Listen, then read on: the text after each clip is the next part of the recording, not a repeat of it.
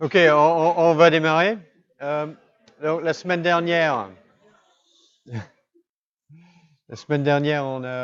on s'était arrêté là avec une sorte de démonstration un petit peu intuitive sur comment on construit des arbres phylogénétiques à partir de données moléculaires en employant des méthodes de distance. Okay, on compare les différents taxons deux par deux, on compte le nombre de différences entre les paires de taxons, et on essaye de mettre les taxons avec le moindre nombre de différences ensemble, dans les groupes emboîtés. Alors, une autre façon ou une autre approche pour construire des arbres phylogénétiques à partir de données moléculaires, c'est d'employer un raisonnement cladistique. Donc, un exemple, c'est la technique de maximum de parcimonie. Et dans ce cas-là, ce que l'on va essayer de faire, c'est pour chaque position dans la séquence nucléotidique ou peptidique, de déterminer quel était l'état ancestral de la séquence, donc quel était le wild type et quelle est la séquence mutée, et ensuite construire une matrice de caractères homologues en considérant que chaque position dans la séquence, c'est un caractère homologue indépendant. Alors, donc, pour illustrer ça, si on veut créer un arbre phylogénétique avec 4 taxons A, B, C et D, basé sur cette petite séquence de 10 acides nucléiques, les nucléotides, première chose qu'il faut faire, c'est de connaître la séquence ancestrale, ce que l'on peut faire en analysant bien des taxons extra-groupes. C'est ça qui nous permet de connaître la séquence ancestrale. Et donc, bon, on voit pour ça dans certains cas, bon, on a exactement la même séquence, donc pas de mutation. Dans certains cas, tous les taxons que l'on veut classer sont mutés et portent la même mutation. Ou alors, dans certains cas, une mutation est présente uniquement chez un taxon.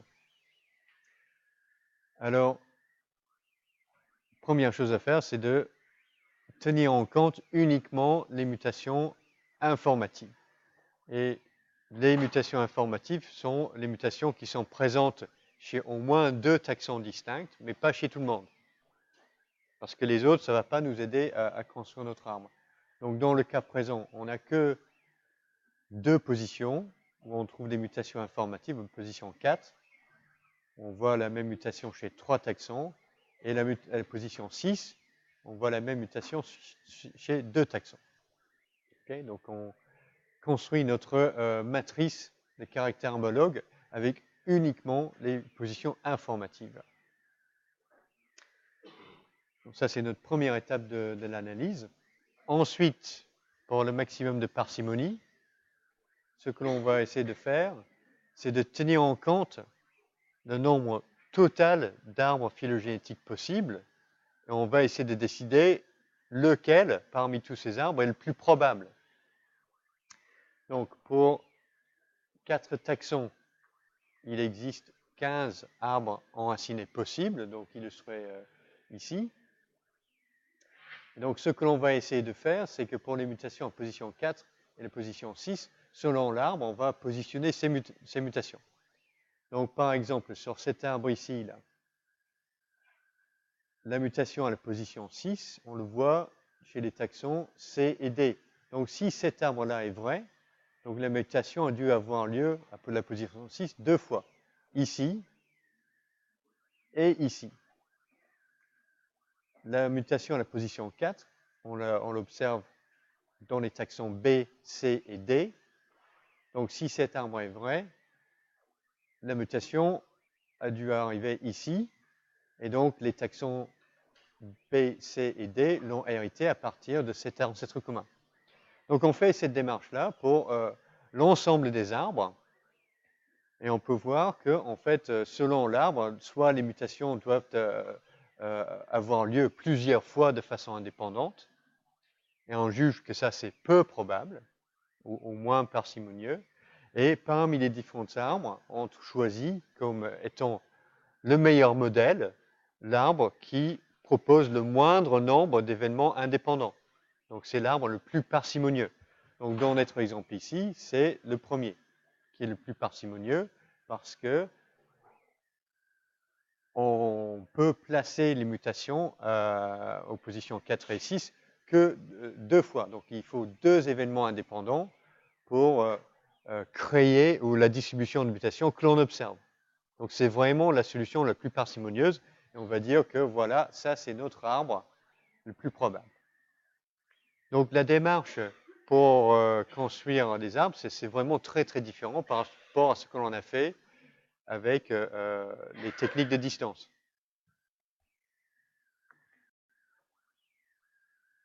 C'est toujours bien en science d'avoir 2 techniques indépendantes pour approcher la même question, parce que si on fait les deux et on trouve la même réponse, on peut avoir plus de confiance dans la conclusion.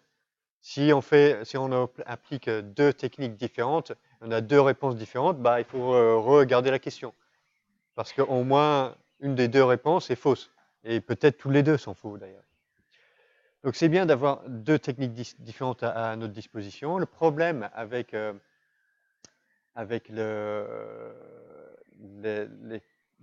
maximum parcimonie, c'est qu'en théorie, il faut tenir en compte l'ensemble des arbres possibles. Et en fait, le nombre d'arbres possibles augmente très très rapidement avec le nombre de taxons que l'on veut analyser. Donc je ne voudrais pas tenter de vous expliquer la dérivation de ces expressions ni leur signification. Donc le message ici, c'est simplement que les chiffres augmentent très rapidement. Alors, juste ce matin, quand j'étais en train de réfléchir un petit peu sur ce cours-là, j'ai remarqué une chose un peu bizarroïde, c'est-à-dire que normalement, le nombre d'arbres enracinés, c'est un peu la même chose que le nombre d'arbres non enracinés avec un taxon en plus. Donc on doit avoir le même chiffre ici et là, à chaque fois que l'on passe d'un à l'autre. Donc 15 ici, 15 là, 105, 105. Mais ici, il y a une erreur quelque part. 945, 954. Donc du coup, je me suis dit, bah, qu'est-ce que j'ai fait pour taper ça? J'ai dû faire une faute de frappe et j'ai mal tapé 45 au lieu de 54. J'ai fait une inversion. Donc rapidement, j'ai essayé de regarder sur Internet pour trouver quel était le bon chiffre ici, parce que forcément, un des deux est faux. Et j'ai trouvé quelque chose qui pour moi est assez intéressant. Donc, là, c'est une ressource Internet qui vient de... où est-ce que ça vient? Helsinki, voilà. Ah, ça vient de l'université d'Helsinki. Donc, c'est exactement le même tableau. Donc, le collègue à Helsinki a dû recopier quelque part. Et on voit exactement les mêmes erreurs. Okay, tous les autres, c'est pareil. Mais on a recopié la même erreur. Donc là, c'est un exemple. Enfin, moi, je trouve un peu bizarre. C'est-à-dire que là, c'est un exemple typique d'une mutation. Là. À un moment donné, quelqu'un qui a fait ce tableau-là a fait une erreur en le recopiant. Puis par la suite, moi et le collègue à Helsinki et peut-être plein d'autres collègues ont recopié. Donc la mutation est rentrée dans la lignée génétique de cours de phylogénie. Bon, donc j'ai pas eu le temps de corriger et trouver la bonne réponse pour cette année, mais pour l'année prochaine, je vais corriger ça et puis bon, essayer de corriger la mutation qui s'est glissée dans les ressources d'enseignement de tout un tas de collègues. Ok, donc, ça c'est un petit aparté, mais le message c'est que quand on veut analyser plusieurs taxons, très très vite, on a beaucoup trop d'arbres possibles pour pouvoir vraiment les explorer exhaustivement.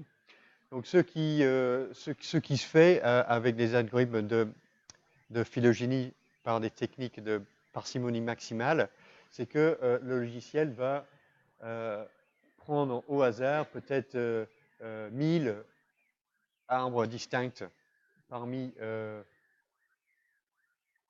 les 34 millions d'arbres possibles ici, et il va les analyser. Ensuite, il va échantillonner encore 1000 arbres possibles pris au hasard. Il va faire ça 100 fois. Et donc, on aura un échantillonnage non biaisé de ces 34 millions en total, mais on va analyser que 100 000. Et donc, on va choisir notre arbre plus parcimonieux parmi cet échantillonnage-là.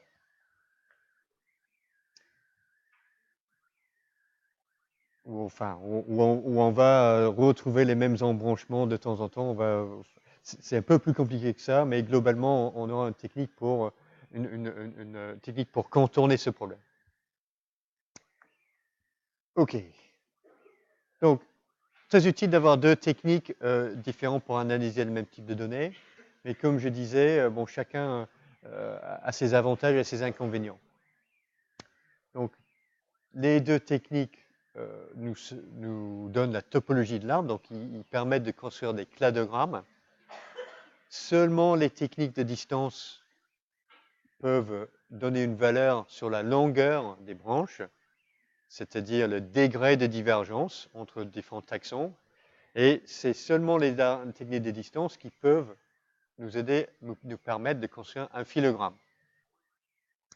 Donc jusque-là, c'est des techniques de distance qui sont meilleures, qui sont plus performantes, mais ces techniques ont une faiblesse. C'est-à-dire qu'on on compare à chaque fois le nombre total des différences entre deux taxons et on utilise ça pour construire notre arbre. Et on ne tient pas en compte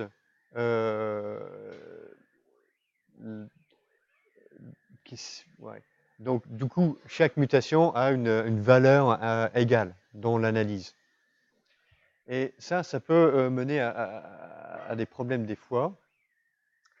Si on a certains taxons qui mutent relativement peu par rapport à l'ancêtre, donc on va avoir les taxons qui sont mis ensemble parce qu'ils ont maintenu la séquence ancestrale. Donc il y aura relativement peu de différences entre ces taxons-là. Donc on risque de les classer parce qu'ils ont classé ensemble parce ils partagent des caractères archaïques, donc des symplésiomorphies. Et on a vu auparavant que si on classe des taxons ensemble par symplésiomorphie, ça nous induit en erreur. On crée des groupes paraphylétiques. Donc ça, c'est une faiblesse un petit peu des techniques de distance qui n'est pas c'est-à-dire que les techniques cladistiques sont un peu plus robustes de ce point de vue-là, parce qu'on va tenir en compte uniquement les mutations aux positions qui sont informatives. Alors, néanmoins, comment se fait-il qu'on peut avoir un certain taxon qui reste très proche de la séquence ancestrale et d'autres non? Mais ça peut arriver quand on a une vitesse d'évolution qui ne sont pas équivalentes selon les différents taxons. Et ça, c'est le grand problème. C'est-à-dire que si on a 4 taxons A, B, C et D, on analyse un gène chez ces 4 taxons-là, et on peut imaginer que chez le taxon D, ce gène-là soit sous une pression de sélection très importante. Et donc, il va intégrer beaucoup plus ou on aura une sélection négative sur la séquence d'acides aminés. Donc, il va rester très proche de la séquence ancestrale. Et les autres taxons vont muter un peu plus rapidement parce qu'ils ne sont pas soumis au même ce gène, chez ces taxons-là, n'est pas soumis à la même pression de sélection. Et donc, si ça c'est le cas, ça risque de nous donner des erreurs de classification. Et c'est vrai pour les deux techniques. Donc, comment on évite ce piège-là? C'est d'essayer de faire très attention sur les gènes que l'on utilise pour effectuer l'analyse phylogénétique. Donc, ce que l'on veut, c'est que la vitesse d'évolution soit à peu près équivalente dans toutes les branches de notre arbre phylogénétique.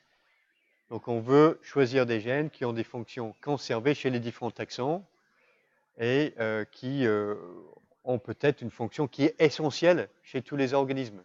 Et dans ce cas-là, on peut imaginer que les pressions de sélection sur ce gène-là vont être équivalentes, quel que soit le taxon, et du coup, la vitesse d'évolution de ces gènes sera équivalente. Donc, attention à quel gène on va utiliser pour construire l'arbre phylogénétique parce que sinon on peut avoir un problème. Ok, donc le résumé pour phylogénie, c'est ça. Ok, donc il faut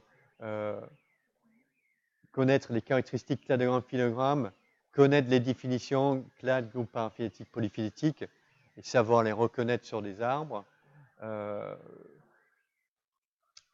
Finalement, un message important, c'est qu'un arbre phylogénétique, c'est surtout un modèle d'événements passés, et ce modèle dépend des données utilisées pour le construire.